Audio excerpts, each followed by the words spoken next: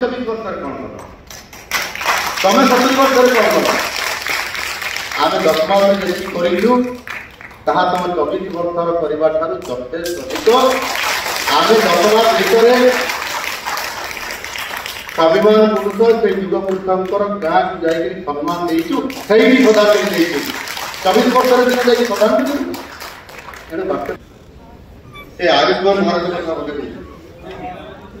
आयुष्मान भारत लागू होती आम 3,46,00,000 लोक परिवार नुह व्यक्ति विशेष लोक आम हेल्थ कार्ड आम देवा आरंभ करूँ ये बर्तमान चली लोकों पाखे साहय पहुँचो आगु 900 हस्पिटाल देवार व्यवस्था थिला गत सरकार समय किंतु आम सरकार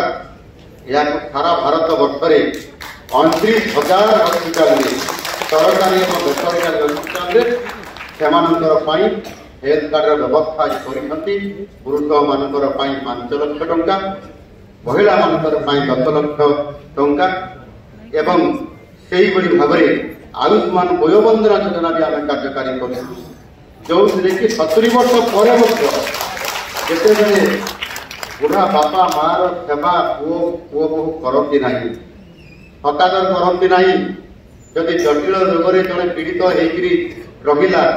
ताहले जदि लक्ष लक्ष टंका खर्च हबार जदि डाक्तर कहीदेला ताहले एते टंका खर्च करी कहीं सेवा देवा बुढ़ा बुढ़ा बुढ़ी तो मर ये कथा भी चिंता करने से परिप्रेक्षी में सरकार साहावाई